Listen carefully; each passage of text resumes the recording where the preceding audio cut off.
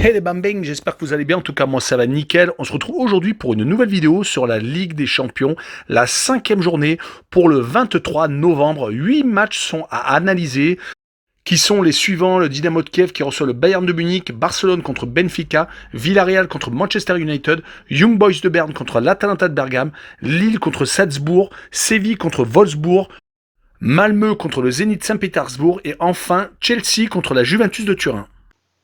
Mais avant de commencer, n'hésitez pas à vous abonner à ma chaîne, à mettre un petit pronostic pour les comparer à mes analyses et également lâcher un petit pouce pour référencer la vidéo. N'oubliez pas qu'en description, vous avez mon lien Telegram.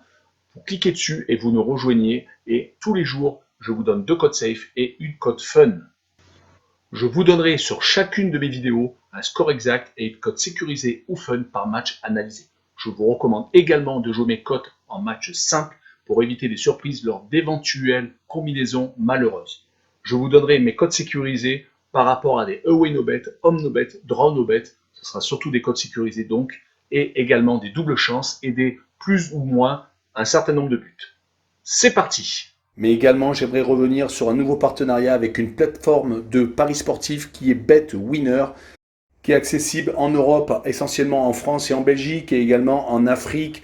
Vous avez l'essentiel des pays qui est sur la carte mondiale qui apparaît à l'instant sur votre écran. Mais même si vous n'êtes pas sur un des pays, n'hésitez pas à utiliser un VPN, cela vous permettra d'y accéder sans problème. Les cotes proposées y sont très intéressantes, elles sont même supérieures aux autres bookmakers. Cela vous permet des fois d'avoir des profits beaucoup plus importants sur la durée en tout cas. Pour accéder au site de Paris, n'hésitez pas à aller en description, il y a le lien, vous cliquez dessus, vous y accédez. Et également, vous rentrez le code promo qui se trouve sur l'écran, cela vous permet d'avoir 100% de bonus dès votre inscription. Et pour finir, lors de cette vidéo, je vous mettrai la description des codes safe et également les cotes, comme ça vous pourrez faire les comparaisons avec les cotes de votre bookmaker et celles de BetWinner. Sur cette vidéo, je vais regrouper les matchs 2 par 2 car à chaque fois, c'est les 2 rencontres de chaque groupe. Comme ça, je vais faire un bilan de chaque classement et après, derrière, j'analyserai donc les 2 rencontres. Attaquons avec le groupe E et le premier, le Bayern de Munich avec 12 points, donc quasiment qualifié. Il faudrait un miracle pour qu'il ne finisse pas premier. Deuxième, le FC Barcelone avec 6 points. Troisième, Benfica avec 4. Et le Dynamo Kiev est quatrième avec un seul petit point. La situation dans ce groupe est assez simple. Si le FC Barcelone gagne et que Benfica perd, les jeux sont faits. Le FC Barcelone accompagnera le Bayern de Munich en 8e de finale de la Ligue des Champions. Et bien entendu, la place pour la Ligue Europa se jouera entre le Benfica et contre le Dynamo de Kiev. Les Ukrainiens rencontrent donc les champions allemands. Ce n'est pas vraiment extraordinaire donc en phase de poule. Un seul petit match nul et 3 défaites, 0 but marqué et 7 buts encaissés. Ils avaient pourtant attaqué par un match nul d'entrée de jeu contre le Benfica, mais malheureusement depuis, ces 3 matchs, 3 défaites, même si les 2 derniers revers ont été à chaque fois sur un score étriqué de 1 but à 0, et à chaque fois c'était contre le Barça.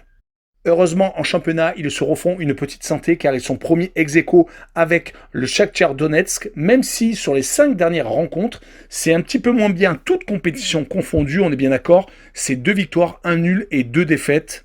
Et on y ajoutera que le seul point positif, c'est que actuellement le Bayern de Munich a des ratés, comme ils l'ont eu à Augsbourg où ils se sont inclinés 2 buts à 1. Mais quand on voit la possession de balles et le nombre de tirs, c'était 80% pour les Bavarois et 18 tirs à 5. Mais ils se sont tout de même inclinés 2 buts à 1. Mais rappelons-nous qu'avant la trêve internationale, même s'ils ont mis des cartons comme à l'Union Berlin 5 buts à 2, ils ont tout de même perdu en Coupe d'Allemagne 5 buts à 0 au Borussia Mönchengladbach. Donc il faut faire très attention. Mais sur cette rencontre, je ne vois pas le Bayern se louper. Je les vois continuer à assurer le coup et jouer une victoire 3 buts à 0 car, bien entendu, chaque point vaut des millions. Et je vois le Bayern marquer plus de 2,5 buts sur le match, une cote à 1,87.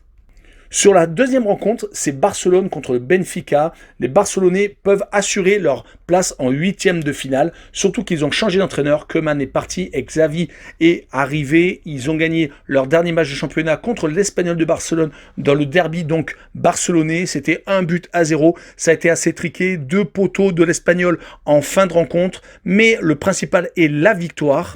Ça leur permet donc de remonter à la 6e place du classement en Liga.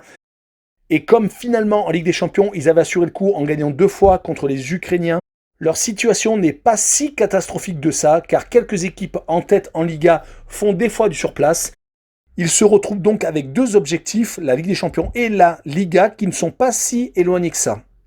Du côté benfiquiste, le championnat a pas trop mal commencé, 9 victoires, 1 nul, 1 défaite. Il y a 3 équipes en 1 point en tête du championnat portugais. Ils viennent d'étrier Braga 6-1. La trêve internationale leur a sans doute fait le plus grand bien car ils restaient sur 2 grosses défaites en Ligue des Champions, 4-0 contre le Bayern et au match retour, le 5-2 encaissé a fait vraiment très mal à la tête. Mais sur cette rencontre, je vois Barcelone s'imposer encore 1-0 et je vois le moins de 3,5 buts par contre sur le match, une cote à 1,49. Poursuivons avec le groupe F qui est très serré quand on voit les positions entre la première et la dernière place. Il n'y a que 4 points d'écart. Premier Manchester United avec 7. À égalité Villarreal avec le même nombre de points mais qui a perdu lors de la confrontation directe. Et comme ça se joue à ce petit jeu-là, donc pour l'instant Villarreal est second. Troisième, l'Atalanta de Bergame avec 5 et les Young Boys de Berne quatrième avec 3 points. La situation peut se décanter lors de cette journée. Si Villarreal gagne par 2 buts d'écart contre les Mancuniens, ils repassent devant et ne peuvent plus être rattrapés par les Anglais.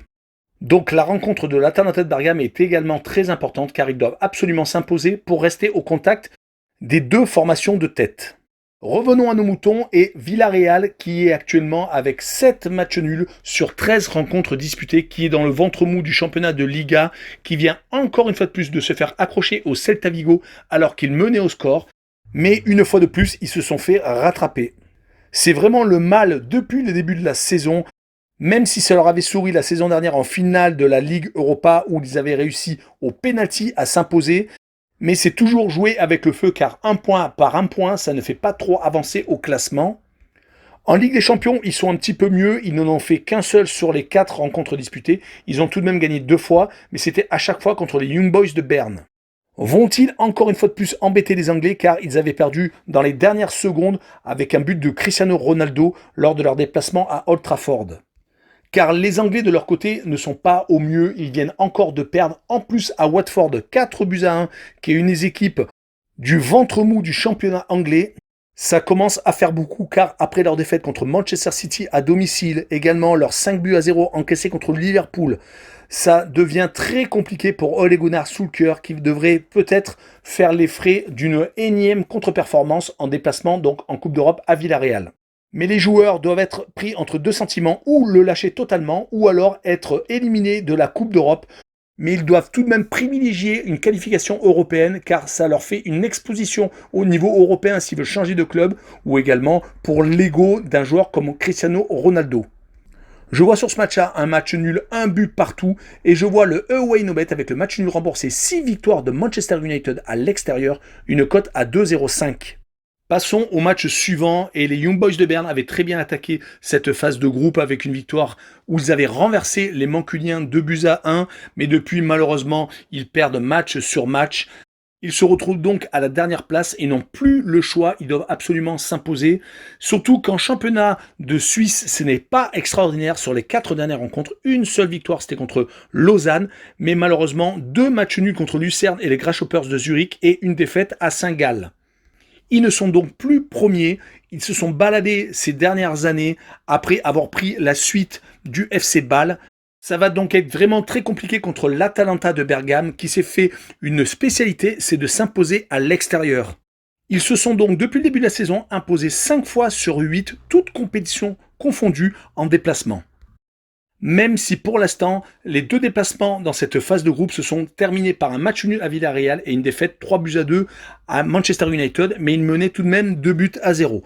Mais en championnat, ils ont retrouvé la forme, ils restent sur 6 matchs sans défaite depuis le revers concédé à domicile lors de la 7e journée contre l'AC Milan 3-2. Ils se sont donc imposés 3 fois en déplacement. Et sur cette rencontre, je les vois récidiver et je les vois gagner 2-1 aux Young Boys de Berne avec le plus de 2,5 buts sur le match, une cote à 1,55. Poursuivons avec le groupe G et celui de Lille où les positions sont les mêmes que le groupe précédent avec premier Salzbourg avec 7 points, deuxième Lille avec 5, troisième Wolfsburg avec 5 également et quatrième Séville avec 3. Je ne vous cache pas que c'est une belle surprise de voir Lille second dans un groupe où le FC Séville était quasiment favori, avec Wolfsburg bien entendu qui faisait partie de la deuxième équipe la plus redoutée. Surtout quand on sait que Wolfsburg était premier au moment où les Lillois les avaient rencontrés. La situation dans ce groupe peut vraiment se décanter lors de cette journée car si Salzbourg bat Lille, Salzbourg est qualifié.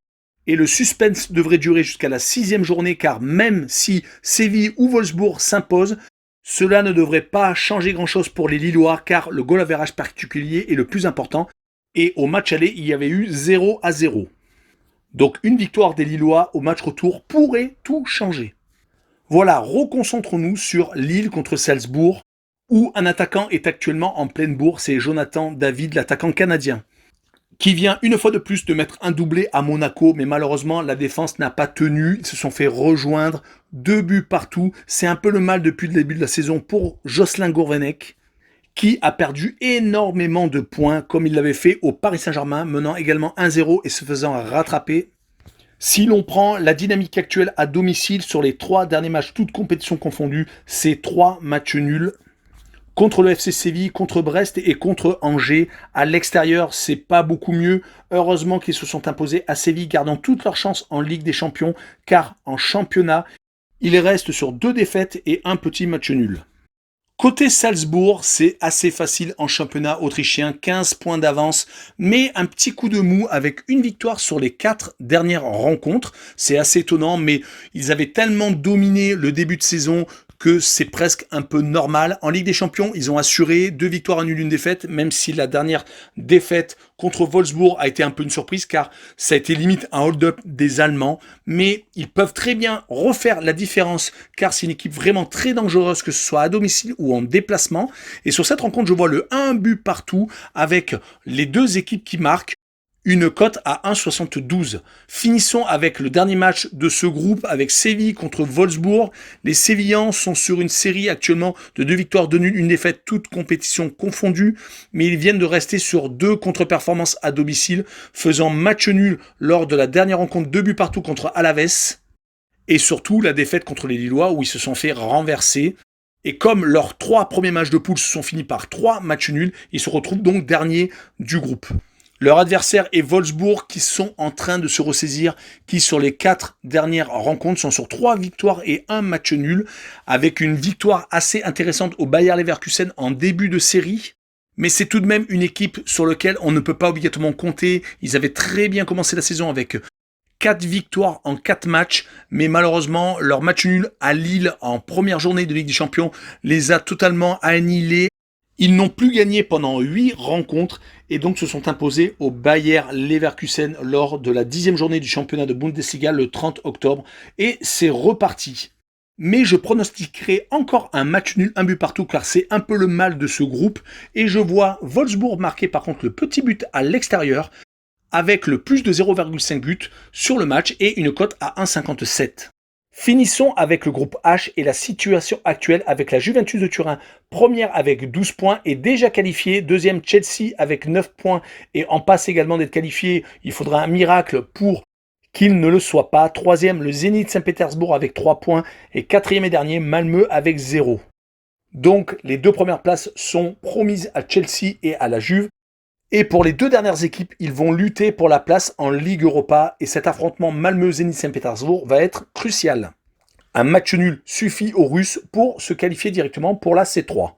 Pour la situation de Malmö dans le championnat suédois, ils sont premiers avec un match en plus, mais ils sont quand même en très bonne position pour être champions de Suède. Ils sont meilleurs à l'extérieur en championnat qu'à domicile et ils sont sur actuellement toutes compétitions confondues, sur 2 victoires, 1 nul et 2 défaites. Ce n'est donc pas la série du siècle. Surtout qu'en Ligue des Champions, 4 matchs, 4 défaites, 0 but marqué et 12 encaissés. Et le match aller s'était terminé en faveur du Zénith à 4 buts à 0.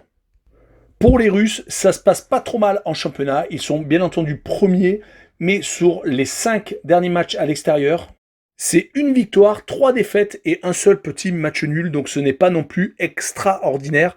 Mais sur cette rencontre, je vois tout de même le Zénith Saint-Pétersbourg s'imposer 2 buts à 1 et donc se qualifier pour la C3 avec un draw ou no bet, avec le pari remboursé 6 matchs nuls, une cote à 1,46.